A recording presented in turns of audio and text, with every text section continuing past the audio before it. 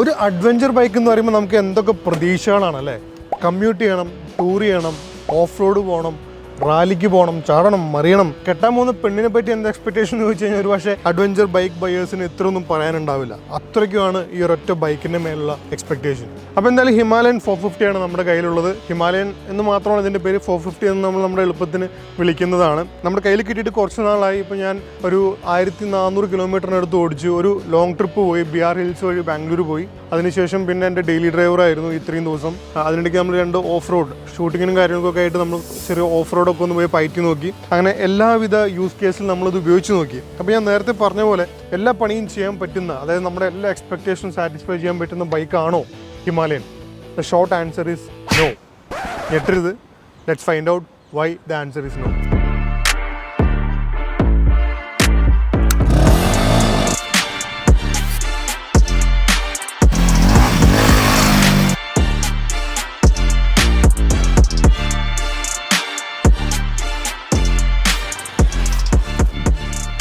ആദ്യം നമുക്ക് ടൂറിങ്ങിൻ്റെ കേസ് നോക്കാം. നിങ്ങളുടെ ഭൂരിഭാഗം ടൂറിങ്ങും ഹൈവേസിലാണ് വരുന്നുണ്ടെങ്കിൽ ഞാൻ പറയും ഒരു 98% പെർഫെക്റ്റ് ആണ് Himalayan. Seats are so spacious, so comfortable. Suspension അടിപൊളി സസ്പെൻഷൻ ആണ്. നല്ല സീറ്റിംഗ് പോസ്ചർ ആണ്, നല്ല അപ്രൈറ്റ് ആണ്. ചെസ്റ്റ് ഓപ്പൺ സീറ്റിംഗ് പൊസിഷൻ കിട്ടും. ഞാനൊരു ഒറ്റ സ്ട്രെച്ചിൽ 200 കിലോമീറ്റർ വരെ ഓടിച്ച സിറ്റുവേഷൻസ് ഉണ്ടായി. So that says how comfortable is it. എനിക്ക് സീറ്റായിട്ട് 845 ആക്കേണ്ടി വന്നിട്ടുണ്ട്. 825 സ്റ്റോക്ക് സെറ്റിംഗ്. എനിക്ക് കുറച്ച് താന്നിരിക്കുന്ന പോലെ ഒരു ഫീലിംഗ് ആയിരുന്നു. 845 ആയപ്പോൾ കുറച്ച് ഓപ്പൺ അപ്പ് ആയി, കുറച്ച് സ്പേസ് കിട്ടി. അതുപോലെ ഹാൻഡിലൊന്ന് കുറച്ച് മേലോട്ട് പൊക്കിയപ്പോഴും എനിക്ക് ഒരുപാട് സ്പേസ് ഫീൽ ചെയ്തു. I was so comfortable with it. എഞ്ചിന്റെ ഒരു ക്യാരക്ടറും ആ പവർ ബിൽഡ് ചെയ്യുന്ന രീതിയൊക്കെ നോക്കിക്കഴിഞ്ഞാൽ പഴയ ഹിമാലയനായിട്ട് യാതൊരു കമ്പാരിസണും ഇല്ല. പഴയ ഹിമാലയൻ കുറച്ചും കൂടി ഒരു ലോ ആൻഡ് ഫ്രണ്ട്ലി, നല്ല ടോർക്കി ആയിട്ടുള്ള എഞ്ചിൻ ആയിരുന്നെങ്കിൽ ഇതൊരു മോഡേൺ എഞ്ചിനാണ്. ആൻഡ് ഇതിന്റെ പവർ മൊത്തം കിടക്കുന്നത് ടോപ്പ് എൻഡിലാണ്. ഒരു 60 കിലോമീറ്റർ തൊട്ട് 160 കിലോമീറ്റർ പെർ അവർ വരെ നിങ്ങൾക്ക് 6th ഗിയറിൽ കൂളായിട്ട് ക്രൂസ് ചെയ്യാൻ പറ്റും. സോ ഞാൻ പറഞ്ഞു വന്നത്, നിങ്ങളുടെ ക്രൂസിംഗ് നിങ്ങൾ 60 താഴോട്ട് പോകുന്നില്ല. അതായത് ഹൈവേസ് എല്ലാം നല്ല ഓപ്പൺ ആണെന്നുണ്ടെങ്കിൽ ഒരു 80 to 120 ആ റേഞ്ചിൽ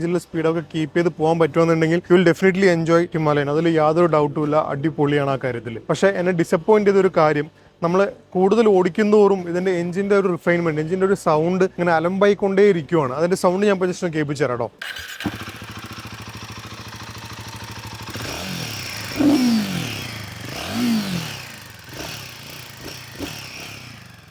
സോ നിങ്ങൾക്ക് കേൾക്കാൻ പറ്റുമെന്ന് എനിക്കറിയില്ല. എഞ്ചിൻ്റെ ഒപ്പം ഒരുപാട് ക്രാക്ലിംഗ് നോയ്സസ് ഒക്കെ ഉണ്ട്. എഞ്ചിൻ്റെ സൗണ്ട് അങ്ങനെ സ്മൂത്ത് ഒന്നുമല്ല. എഞ്ചിൻ റിഫൈൻമെൻറ്റിൻ്റെ കാര്യത്തിൽ ഒരുപാട് ഇമ്പ്രൂവ്മെൻറ്റ്സ് വരാനുണ്ട്. പിന്നെ നിങ്ങൾ ക്രൂസ് ചെയ്യുന്നത് 120, 130 ആണെന്നുണ്ടെങ്കിൽ ഞാൻ പൊതുവെ ഒരു 110, 120 ആണ് എൻ്റെ ക്രൂസിംഗ് സ്പീഡ്. ഞാൻ 100 ക്രൂസ് ചെയ്യുമ്പോൾ എനിക്ക് കുറച്ച് ബോറടി തോന്നാറുണ്ട്. 110 ആണെന്നുണ്ടെങ്കിൽ the things becomes more fast. You feel you are travelling fast. അപ്പോൾ 110 ആ ഒരു റേഞ്ചൊക്കെ കീപ്പ് ചെയ്ത് പോകുന്നുണ്ടെങ്കിൽ വിൻഡ് ബ്ലാസ്റ്റും കാര്യങ്ങളൊക്കെ കാരണം നിങ്ങൾ എഞ്ചിൻ്റെ സൗണ്ട് എന്തായാലും കേൾക്കില്ല. പക്ഷേ 80 നിങ്ങൾ ക്രൂസ് ചെയ്യുന്നുണ്ടെങ്കിൽ ഈ സൗണ്ട് കേട്ടുകൊണ്ട് ഓടിക്കാൻ വലിയ സുഖമുള്ള കാര്യം. ഒരു ഇയർ പ്ലഗ്സോ അല്ലെങ്കിൽ വല്ല പാട്ടൊക്കെ കേട്ട് ഓടിക്കുകയാണെന്നുണ്ടെങ്കിൽ അങ്ങനെയാണെന്നുണ്ടെങ്കിൽ കുഴപ്പമില്ല. ഇല്ലാന്നുണ്ടെങ്കിൽ ഈ എഞ്ചിന്റെ സൗണ്ട് കേട്ടുകൊണ്ട് ഓടിക്കാൻ കുറച്ച് പ്രയാസം തന്നെയാണ്. പിന്നെ വൈബ്രേഷന്റെ കാര്യമോ പറയാനുള്ളത്, എല്ലാവരും പറഞ്ഞു വൈബ്രേഷൻ ആണ് അങ്ങനെയാണെന്ന്. ആക്ച്വലി ഇതിന് മുന്നേ എനിക്ക് 2 ടെസ്റ്റ് ബൈക്സ് കിട്ടിയിട്ടുണ്ടായിരുന്നു. അത് രണ്ടും നല്ല വൈബ്രേഷൻ ഉണ്ടായിരുന്നു. പക്ഷേ ഈ ഒരു എക്സാമ്പിളിൽ എനിക്ക് വൈബ്രേഷൻ ഫീൽ ചെയ്യുന്നുണ്ടായിരുന്നില്ല. അതായത് ഹാൻഡിൽ ബാറിലാണെങ്കിലും ഫുഡ് പാക്കിലാണെങ്കിലും ടാങ്കിലാണെങ്കിലും എനിക്ക് വൈബ്രേഷൻ ഫീൽ ചെയ്യുന്നുണ്ടായിരുന്നില്ല. പക്ഷേ എന്തൊക്കെയോ ഒച്ചയും ബഹളം ഉണ്ടെന്ന് എനിക്ക് മനസ്സിലായിരുന്നു. നമ്മൾ റെവ് ലിമിറ്ററിനോട് അടുത്തോട്ട് എല്ലാ ഗിയർ റബ്ബ് ചെയ്തൊക്കെ കയറ്റുമെന്നുണ്ടെങ്കിൽ എന്തൊക്കെയോ ഒച്ചയും ബഹളമൊക്കെ കേൾക്കുന്നുണ്ട്. എവിടെയൊക്കെ എന്തൊക്കെയോ സ്ക്രൂവും ബോൾട്ടൊക്കെ ലൂസ് ആണോ എന്നൊരു തോന്നൽ വന്നു.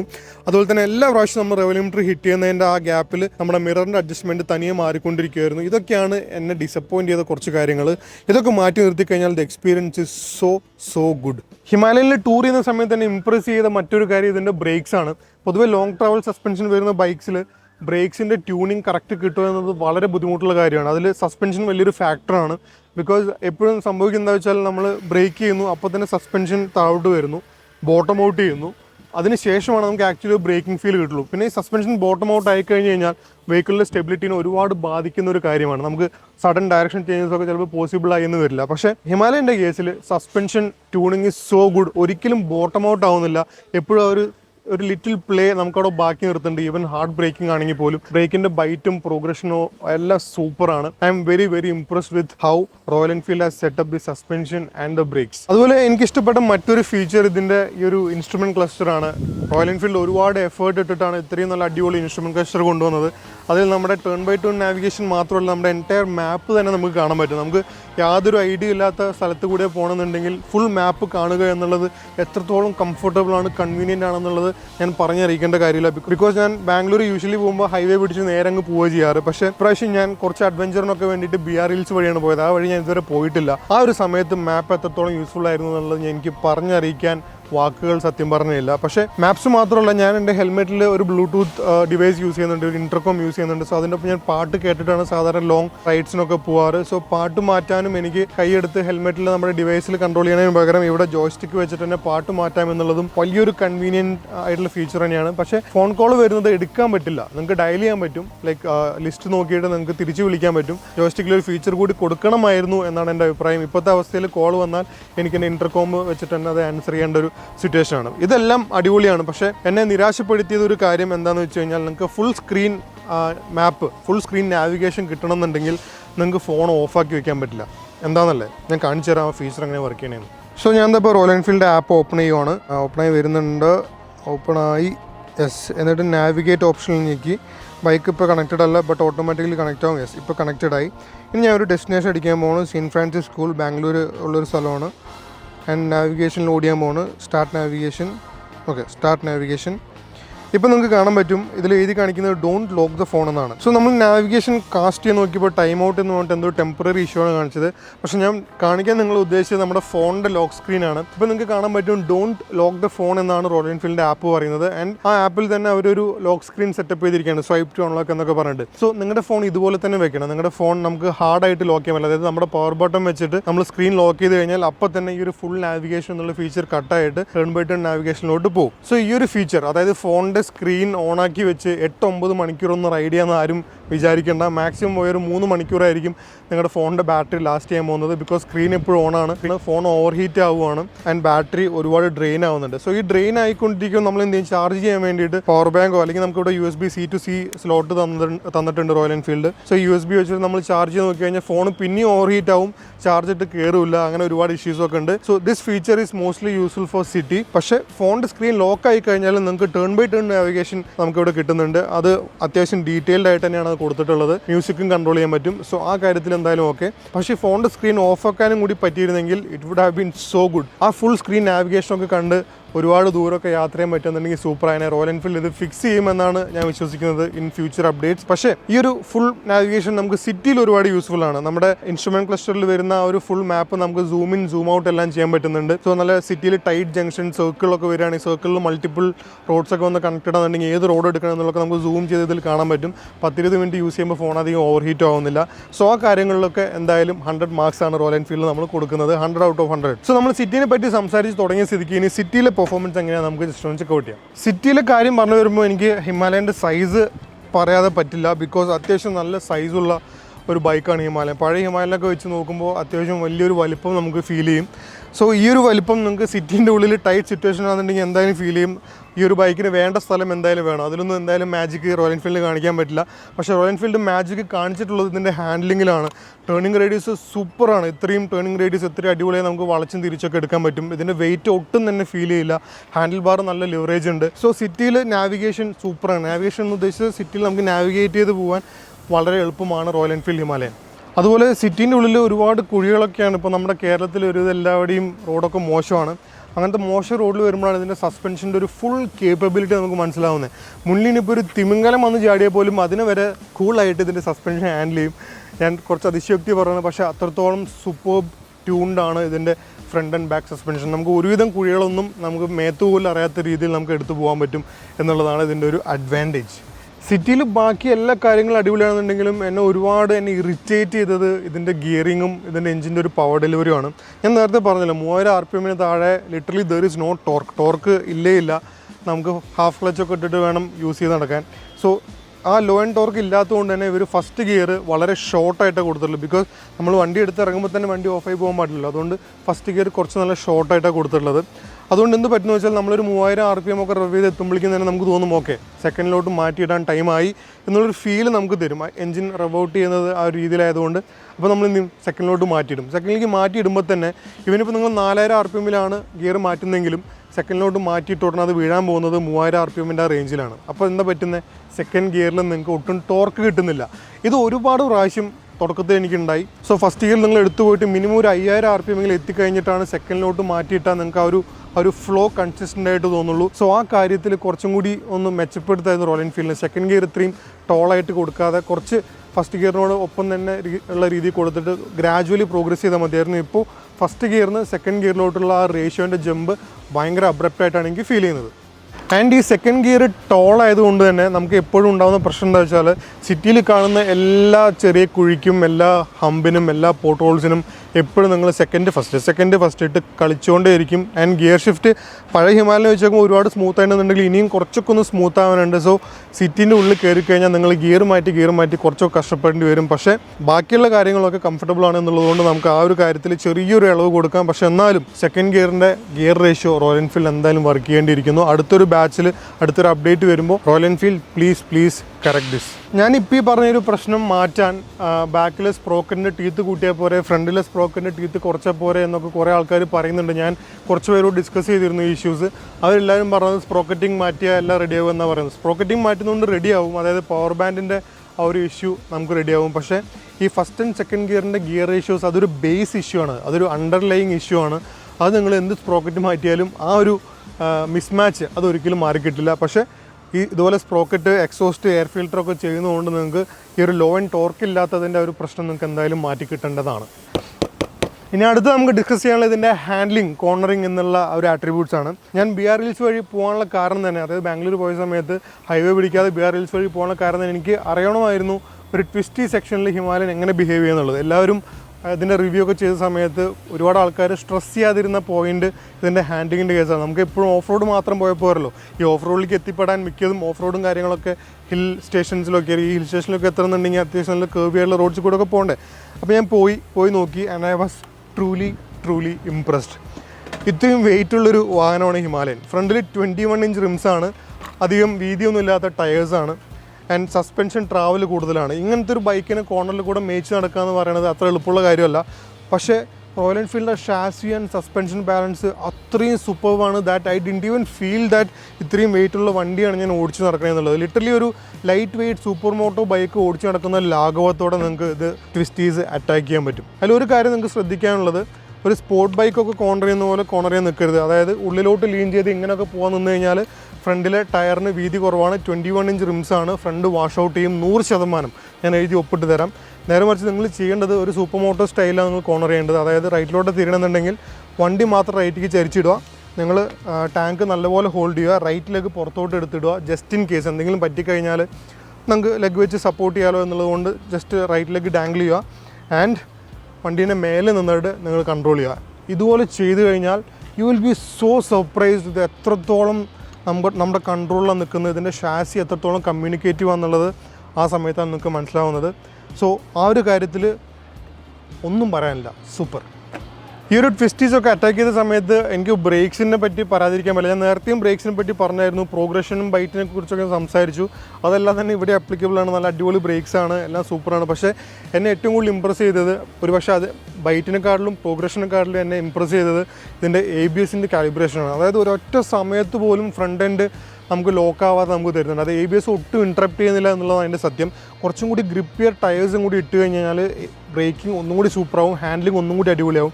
ഇപ്പോൾ കിടക്കുന്ന C8 ഒരു ആവറേജ് ടയറെന്നേ എനിക്ക് പറയാൻ പറ്റുള്ളൂ. നല്ല പിറലി സ്കോർപ്പിയൻ റാലി STR ഒക്കെ വാങ്ങിയതിൽ ഇട്ട് കഴിഞ്ഞാണ്ടല്ലോ മോനെ പൊളിക്കും. ഇനി ബാക്കിൽ ABSൻ്റെ കാര്യമാണ്. ബാക്കിൽ ABSൻ്റെ കാലിബ്രേഷൻ നേരെ തിരിച്ചാണ്. അതായത് ബാക്കിൽ നല്ല ബൈറ്റാണ്, നമ്മൾ കാല് ചവിട്ടി ഉടനെ തന്നെ റിയർ വീല് ലോക്കാവുകയാണ്. ആൻഡ് ലോക്കായി നമ്മൾ കുറച്ച് നേരമൊക്കെ നമ്മുടെ സ്ലൈഡ് ക്യാരി ചെയ്യാൻ സമ്മതിക്കുന്നുണ്ട് ABS, ആൻഡ് അതിന് ശേഷമാണ് ഇൻട്രപ്റ്റ് ചെയ്യുന്നുള്ളൂ. ആ ഒരു ക്യാരക്ടർ എനിക്ക് നല്ലപോലെ ഇഷ്ടമായി. ബിഗിനേഴ്സിന് ചിലപ്പോൾ അത് കുറച്ച് പേടിപ്പിച്ചേക്കാം, പക്ഷേ നമ്മളിപ്പോൾ ഇത്രയും നാളായാലും ബൈക്കൊക്കെ മേയിച്ച് നടക്കുന്നു. എനിക്ക് ആ ഒരു ക്യാരക്ടർ വളരെയധികം ഹെൽപ്ഫുള്ളായി തോന്നി. അത്യാവശ്യം കോർണേഴ്സിലൊക്കെ സ്ലൈഡ് ചെയ്ത് കയറി പോകാനൊക്കെ എന്നെ സമ്മതിക്കുന്നുണ്ടായിരുന്നു ഇതിൻ്റെ ബാക്കിലെ ABS. In fact ABS is so good that നിങ്ങളൊരു ഓഫ് റോഡ് ട്രെയിനിൽ പോയാലും ചരലോ മണലിലോ കൂടെ പോയാൽ പോലും ആ ഒരു എൻഡ് എത്താതെ, അതായത് ഫ്രണ്ട് ടയർ സ്ലിപ്പാവുന്ന ഒരു അറ്റം എത്താതെ ABS നിങ്ങളെ ബുദ്ധിമുട്ടിക്കുകയില്ല. ടയർ സ്കിഡാകാൻ തുടങ്ങി കഴിഞ്ഞാൽ അപ്പോൾ ABS നിങ്ങളെ ഹെൽപ്പ് ചെയ്യും, നിങ്ങളെ തിരിച്ച് കൺട്രോളിലേക്ക് കൊണ്ടുവരാൻ സഹായിക്കും. പക്ഷേ ആ ഒരു അറ്റം വരെ ABS അതിൻ്റെ ഇടയിൽ വന്നിട്ട് നിങ്ങളുടെ ബ്രേക്കിംഗ് ഡിസ്റ്റൻസിനൊന്നും ഒരു മാറ്റം വരുത്തുന്നില്ല. ABS is so good. പക്ഷേ ട്രാക്ഷൻ കൺട്രോൾ ഇല്ലാത്തത് ബിഗിനേഴ്സിനെ സംബന്ധിച്ച് വലിയൊരു ഇഷ്യൂ തന്നെയായിരിക്കും. സോ ബിഗിനേഴ്സ് എന്ത് ചെയ്യണം, റൈഡിംഗ് മോഡ്സിൽ ഈക്കോ മോഡ് ചൂസ് ചെയ്യുക. ഇത് പവർ ഡെലിവറി ഒക്കെ കുറച്ചും കൂടി ഒന്ന് ഫ്രണ്ട്ലിയർ ആക്കി തരും and you are going to be comfortable with it. So ഞാനിപ്പോൾ ഒരു ഓഫ് റോഡ് എന്ന പേരും പറഞ്ഞ് കുറേ അക്രമമൊക്കെ കാണിച്ചു കൂട്ടി നിൽക്കുവാണ്. ഞാൻ വലിയൊരു ഓഫ് റോഡ് എക്സ്പേർട്ടൊന്നും എനിക്ക് പറയാൻ പറ്റില്ല. I M A beginner. പക്ഷേ എന്നാലും അത്യാവശ്യം ഓഫ് റോഡ് എക്സ്പീരിയൻസ് എനിക്കുണ്ട്, എക്സ്പേർട്ട് അല്ല എന്ന് മാത്രം. അപ്പോൾ ആ കിട്ടിയ എക്സ്പീരിയൻസ് നോക്കി ഞാൻ കുറേ കാര്യങ്ങളൊക്കെ പഠിക്കാനൊക്കെ ശ്രമിച്ചു. അപ്പോൾ എനിക്ക് മനസ്സിലായ ഒരു കാര്യം എന്താണെന്ന് വെച്ച് കഴിഞ്ഞാൽ നല്ലൊരു ബിഗിനർ ബൈക്കാണ് ഹിമാലയൻ. ഇതിൻ്റെ ഷാസി ഭയങ്കര കമ്മ്യൂണിക്കേറ്റീവാണ്, ഭയങ്കര പ്ലേഫുള്ളാണ്. എനിക്കത് വളരെയധികം ഇഷ്ടമായി. വെഹിക്കിളിൻ്റെ ഫ്രണ്ട് ടയറും ബാക്ക് ടയറും എന്താണ് ചെയ്യണമെന്നത് കറക്റ്റായിട്ട് നമുക്ക് കമ്മ്യൂണിക്കേറ്റ് തരാൻ ഇതിൻ്റെ ഷാസി ഒരുപാട് ഹെൽപ്പ് ചെയ്യുന്നുണ്ട്. രണ്ടാമത്തേത് ഇതിൻ്റെ സസ്പെൻഷനാണ്. ഇത്രയും മികച്ചൊരു സ്റ്റോക്ക് സസ്പെൻഷൻ ഇന്ത്യയിൽ ഒറ്റ ബൈക്കിലും വരില്ല. നമുക്ക് ചിലപ്പോൾ ഒരുപാട് മോഡിഫിക്കേഷനൊക്കെ ചെയ്തെടുത്തതിനെക്കാട്ടിലും നല്ല സസ്പെൻഷനൊക്കെ കൊണ്ടുവരാൻ പറ്റുമായിരിക്കും. പക്ഷേ ആസ് എ സ്റ്റോക്ക് ബൈക്ക് ഇതിലും മികച്ച സസ്പെൻഷൻ നമുക്ക് വേറെ യാതൊരു ബൈക്കിലും കിട്ടില്ല. ഞാൻ ഇത്രയും നല്ല ടൈറ്റ് ഓഫ് റോഡ് സെക്ഷനിലൊക്കെ വന്ന് ഇത്രയൊക്കെ അക്രമം കാണിച്ചു കൂട്ടിയിട്ടും the bike never gave up. അതാണ് എനിക്ക് ഏറ്റവും അധികം ഇഷ്ടമായൊരു കാര്യം. മറ്റൊരു കാര്യം ഇതിൻ്റെ വീൽ ബേസ് ആണ്. നല്ല വലിയൊരു വീൽ ബേസ് ഉള്ളൊരു ബൈക്കാണ് റോയൽ എൻഫീൽഡ് ഹിമാലയൻ എന്ന് പറയുന്നത്. ആ ഒരു വീൽ ബേസ് നിങ്ങൾ ശരിക്കും മനസ്സിലാവുന്നത് ഡ്രിഫ്റ്റ് സിറ്റുവേഷനിലൊക്കെയാണ്. നമ്മുടെ റിയർ എൻഡ് ലൂസായി കഴിഞ്ഞ് കഴിയുമ്പോഴാണ് നമുക്ക് എത്രത്തോളം സ്റ്റെബിലിറ്റിയാണ് ഈ ഒരു വീൽ ബേസ് തരുന്നത് നമുക്ക് മനസ്സിലാവുന്നത്. സോ ആ കാര്യങ്ങളിലൊക്കെ എല്ലാം സ്പോട്ട് ഓൺ ആണ്. എനിക്ക് പരാതി പറയാനുള്ള നമ്മൾ നേരത്തെ സിറ്റിൻ്റെ കാര്യം ഡിസ്കസ് ചെയ്തപ്പോൾ ഞാൻ പറഞ്ഞില്ല, ആ ഒരു സെയിം ഇഷ്യൂ ആണ് എനിക്ക് എവിടെയും തോന്നിയത്. 3000 RPM താഴെ നമുക്ക് പവറൊന്നും കിട്ടുന്നേയില്ല. സോ ഫസ്റ്റ് ഗിയറിൽ നമ്മൾ അത്യാവശ്യം റവ് ഔട്ട് ചെയ്തിട്ട് okay now it's time to change to second എന്ന് വിചാരിച്ച് നമ്മൾ സെക്കൻഡിലേക്ക് മാറിയിടുന്നു. ഫസ്റ്റ് ഗിയറിൽ വീൽ സ്പിന്നിങ് ആട്ടോ, സെക്കൻഡിലേക്ക് മാറിയിടുന്നു, അതിൻ്റെ ഒറ്റയടിക്ക് പവറില്ല. സോ ഈ ഒരു ഇഷ്യൂ എങ്ങനെയെങ്കിലും മാറ്റി വെക്കണം. ഇപ്പോൾ ഞാൻ കുറേയൊക്കെ ഓടിച്ച് ഞാൻ അതുമായിട്ട് അഡ്ജസ്റ്റായി. പക്ഷേ അങ്ങനെ നമ്മൾ അഡ്ജസ്റ്റ് ആയിട്ട് കാര്യമില്ലല്ലോ. നമുക്ക് ആ ഒരു ബോട്ടം ആൻഡ് ടോർക്ക് ഇല്ലാത്തത് നമുക്ക് ഉറപ്പായിട്ടും ഫീൽ ചെയ്യും. പ്രത്യേകിച്ച് ഇതുപോലത്തെ ടൈറ്റ് സെക്ഷനിലൊക്കെ വരുമ്പോൾ ഫസ്റ്റ് നിന്ന് സെക്കൻഡിലേക്ക് മാറിയിടുമ്പോൾ ആ ഒരു ടോർക്കിലുള്ള ഒരു ഗ്യാപ്പ്, ആ ഗിയറിങ്ങിലുള്ള ഒരു വ്യത്യാസം നമുക്ക് വളരെയധികം ഫീൽ ചെയ്യും. അതൊരു നെഗറ്റീവായിട്ട് പറയാം. മറ്റേ കാര്യം നമ്മുടെ സീറ്റാണ്. ഇത്രയും അക്കോമഡേറ്റീവ് ആയിട്ടുള്ള സീറ്റ്സ്, ഒരുപാട് മൂവ് അറൗണ്ട് ചെയ്യാം. കുറച്ചും കൂടി മുന്നോട്ട് കയറിയിരുന്ന് ബൈക്കിൻ്റെ ഫ്രണ്ടൊക്കെ ഒന്ന് ലോഡ് ചെയ്യാൻ പറ്റിയിരുന്നെങ്കിൽ എന്ന് ഞാൻ ആഗ്രഹിച്ചു പോയി. നമുക്ക് അത്രയും വലിയൊരു ഓഫ് റോഡ് അല്ലെങ്കിൽ റാലി ബൈക്ക് കൈൻഡ് ഓഫ് സ്പെക്കല്ല ഇവിടെ കിട്ടുന്നത്. ഇവിടെ ടാങ്ക് അത്യാവശ്യം നല്ല മേലോട്ട് പോകുന്നത്. നമുക്ക് ഈ ഒരു അറ്റം വരെയാണ് കയറി ഫ്രണ്ടിലോട്ട് നമുക്ക് വെയിറ്റ് കൊടുക്കാൻ പറ്റുള്ളൂ. അത് ഒഴിച്ചു നിർത്തി കഴിഞ്ഞാൽ സീറ്റിൻ്റെ കാര്യത്തിൽ no complaints at all. As a beginner bike this makes every bit of sense. ഇനി നമുക്ക് നോക്കാനുള്ള മൈലേജിൻ്റെ കേസാണ്. ഇപ്പോൾ ഞാനൊരു 7 ദിവസം യൂസ് ചെയ്യാം. എനിക്ക് 9ാമത്തെ ദിവസമാണെന്ന്. ഈ 9 ദിവസത്തിൽ എനിക്ക് കിട്ടിയ മൈലേജ് നമുക്ക് ജസ്റ്റ് ചെക്കൗട്ട് ചെയ്യാം. സോ ഇതാണ് എൻ്റെ ടോട്ടൽ ട്രിപ്പ്. 1326 കിലോമീറ്ററാണ് ഞാൻ ഓടിച്ചത്. ടോപ്പ് സ്പീഡ് ഞാൻ അച്ചീവ് ചെയ്തത് 160 കിലോമീറ്റേഴ്സാണ്. 160 എത്താൻ കുറച്ചൊക്കെ പാടുപെട്ടു. ഞാൻ കുറച്ച് വെയിറ്റ് കൂടിയ വിഭാഗത്തിൽപ്പെട്ട ഒരാളാണ്. അതുകൊണ്ട് 160ൽ കൂടുതലും പോയേക്കാം. പക്ഷേ എനിക്ക് അച്ചീവ് ചെയ്യാൻ പറ്റിയ ടോപ്പ് സ്പീഡ് 160 ആണ്. ആൻഡ് മൈലേജ് എന്ന് പറയുന്നത് 25.8 km/L ആണ്. സോ എന്തുകൊണ്ട് 25.8? സാധാരണ ഞാൻ ഓൺലൈനിലൊക്കെ നോക്കി കഴിഞ്ഞപ്പോൾ എല്ലാവരും ഇതിലും കൂടുതൽ മൈലേജാണ് കോട്ട് ചെയ്തത്. അതിൻ്റെ കാരണം എന്താ വെച്ചാൽ എൻ്റെ മിക്സ് സൈക്കിളാണ്. ഞാൻ ഹൈവേയിൽ ക്രൂസ് ചെയ്ത് ചില സമയത്തൊക്കെ 130, 140 ഞാൻ ക്രൂസ് ചെയ്തത്. അങ്ങനെ ക്രൂസ് ചെയ്താൽ മൈലേജ് കിട്ടില്ല, അതെന്തായാലും കുറയും. നേരെ മറിച്ച് നിങ്ങൾ 100 അല്ലെങ്കിൽ ഒരു 80 to 100 ഒക്കെ പിടിച്ചാൽ പോകണമെന്നുണ്ടെങ്കിൽ എന്തായാലും 30-നടുത്ത് നിങ്ങൾക്ക് ഹൈവേ മൈലേജ് കിട്ടും. സിറ്റിയിൽ ആക്ച്വലി നല്ലപോലെ മൈലേജ് ഉണ്ട്. I was truly impressed with that. സിറ്റിയിൽ ഇത് നല്ലപോലെ മൈലേജ് കിട്ടുന്നുണ്ടായിരുന്നു. സോ 27-28 സിറ്റിനുള്ളിലുള്ള മൈലേജ്. ഇൻഫാക്ട് ഇതൊരു 2-3 ദിവസം മുന്നേ വരെ 26 point something ഒക്കെയാണ് കാണിച്ചുകൊണ്ടിരുന്നത്. അതിനുശേഷമാണ് നമ്മൾ ഇതുകൊണ്ട് ഓഫ് റോഡിന് പോയത്. അതുകൊണ്ടാണ് ഇവിടെ മൈലേജ് ഡ്രോപ്പ് വന്നിട്ടുള്ളത്. സോ ഇതൊരു ഓവറോൾ മൈലേജ് ആയിട്ട് കണക്കാക്കിയാൽ മതി. എന്നെപ്പോലുള്ള പ്രാന്തന്മാർ ഓടിച്ചാൽ ഇത്രേ കിട്ടുള്ളൂ. നിങ്ങളെപ്പോലുള്ള മര്യാദയുള്ള ആൾക്കാർ ഓടിച്ചാൽ ഇതിലും കൂടുതൽ മൈലേജ് കിട്ടും. സോ ഒരു റിവ്യൂ കൺക്ലൂഡ് ചെയ്യാൻ എന്നെ എത്രത്തോളം കൺഫ്യൂസ് ചെയ്ത ബൈക്ക് സത്യം പറഞ്ഞാൽ വേറെ ഇല്ല. ഇപ്പോൾ ഒരു 7 ദിവസമൊക്കെ യൂസ് ചെയ്ത് കഴിഞ്ഞ സമയത്ത് തുടക്കത്തിൽ എനിക്ക് ഒരുപാട് പ്രശ്നങ്ങളൊക്കെ തോന്നിയെങ്കിലും ഒരു 8 ദിവസം 9 ദിവസമൊക്കെ ആയപ്പോഴേക്കും ഞാൻ ഒരുപാട് ഇഷ്ടപ്പെട്ട് തുടങ്ങി ഹിമാലയനെ. പക്ഷെ എന്നാലും കുറച്ച് പ്രശ്നങ്ങളെല്ലാം ഉണ്ട്. ഇതിൻ്റെ ടു ബി ഹോണസ്റ്റ് ഇതിൻ്റെ കോൺസെപ്റ്റ്, ഇതിൻ്റെ ഒരു ഐഡിയ എന്ന് പറയുന്നത് സൂപ്പർബാണ്. അതായത് റോയൽ എൻഫീൽഡ് ഈ ഒരു ബൈക്ക് കോൺസെപ്റ്റലൈസ് ചെയ്ത് തുടങ്ങിയ സമയത്ത് അവർ ഉദ്ദേശിച്ച സാധനം വൻ സാധനമാണ്. പക്ഷേ പ്രൊഡക്ഷൻ ലൈനിൽ കയറി അസംബ്ലി ലൈനൊക്കെ കഴിഞ്ഞ് തിരിച്ച് നമ്മുടെ കയ്യിൽ വണ്ടി എത്തിക്കഴിഞ്ഞപ്പോഴേക്കും കുറച്ച് പോരായ്മകളൊക്കെ വന്നു. അത് റോയൽ എൻഫീൽഡ് എന്തായാലും ഭാവിയിൽ തീർക്കും എന്നുള്ള കാര്യത്തിൽ യാതൊരു സംശയമില്ല. ഇനി നിങ്ങൾ എന്നോട് ചോദിക്കുകയാണ് നിങ്ങൾ ഈ ബൈക്ക് വാങ്ങിക്കുമെന്ന് ചോദിച്ചു കഴിഞ്ഞാൽ ഞാനിപ്പോൾ എന്തായാലും വാങ്ങിക്കില്ല. ബിക്കോസ് എന്നെ ഡിസപ്പോയിൻറ്റ് ചെയ്യുന്നത് ഈ എഞ്ചിൻ്റെ റിഫൈൻമെൻ്റ് ആണ്. ഞാൻ പൊതുവേ ബൈക്കിൻ്റെ ഒരു എഞ്ചിൻ്റെ ക്യാരക്ടറും ഗിയർ ബോക്സിൻ്റെ ഒരു കാര്യങ്ങളൊക്കെ ആയിട്ട് ഒരുപാട് കണക്ട് ചെയ്ത് ബൈക്ക് ഓടിക്കുന്ന ഒരാളാണ്. എനിക്കതൊക്കെ വലിയ ഇമ്പോർട്ടൻ്റ് ആണ്. സോ ആ ഒരു ഡിപ്പാർട്ട്മെൻറ്റിൽ റോയൽ എൻഫീൽഡ് ഹിമാലയൻ കുറച്ചും കൂടി ബെറ്റർ ആവാൻ ഇരിക്കുന്നു. സോ നിങ്ങൾക്ക് ഇതൊന്നും വലിയ പ്രശ്നമല്ല എന്നുണ്ടെങ്കിൽ, നിങ്ങൾക്ക് ബൈക്കിൻ്റെ ഒരു ഓവറോൾ ലുക്കും കാര്യങ്ങളും അതിൻ്റെ റൈഡ് ഹാൻഡ്ലിംഗ് ഒക്കെയാണ് നിങ്ങൾ കൂടുതൽ ഇമ്പോർട്ടൻസ് കൊടുക്കുന്നതെങ്കിൽ തീർച്ചയായും നിങ്ങൾക്ക് ഇപ്പോൾ തന്നെ പോയി ബുക്ക് ചെയ്യാം. It won't disappoint you. നിങ്ങൾ ഹാപ്പി ആയിരിക്കും ഹിമാലയം വെച്ചിട്ട്. പക്ഷേ എന്നെ പോലെ ചിന്തിക്കുന്ന ആൾക്കാർക്ക് ഒരു പക്ഷേ it will give you second thoughts. ഇനിയിപ്പോൾ ഞാൻ സത്യം പറഞ്ഞാൽ ആലോചിക്കുന്നത്, ഞാൻ ഈ 9 ദിവസം ആലോചിച്ച് ഞാൻ ഈ ഒരു ബൈക്ക് വാങ്ങിച്ചാൽ ഈ ഒരു എഞ്ചിൻ റിഫൈൻമെൻറ്റിൻ്റെ ഇഷ്യൂ മാറ്റിയെടുക്കാൻ എന്തൊക്കെ ചെയ്യണം എന്നാണ് ഞാൻ സത്യം പറഞ്ഞാൽ ആലോചിച്ചത്. സോ അത്രയൊന്നും ചിന്തിക്കേണ്ട കാര്യമില്ല. അടുത്ത ബാച്ചിന് വേണ്ടി വെയിറ്റ് ചെയ്യാണ് ഏറ്റവും ബെസ്റ്റ്. എന്നെപ്പോലെ ചിന്തിക്കാത്ത ഏതാൾക്കും you can go ahead and buy the Himalayan. You will be definitely happy with this bike. ഇനി അടുത്ത ബാച്ച് വരുന്ന സമയമാകുമ്പോഴേക്കും അഡ്വഞ്ചർ 390 പുതിയത് വരുമെന്നാണ് പറയുന്നത്. സോ അതും കൂടി വന്നു കഴിഞ്ഞിട്ടായിരിക്കും ഒരുപക്ഷെ ഞാൻ എൻ്റെ നെക്സ്റ്റ് ബൈക്ക് എടുക്കുന്നത്. കാരണം എന്താണെന്ന് വെച്ച് കഴിഞ്ഞാൽ these bikes are not cheap anymore.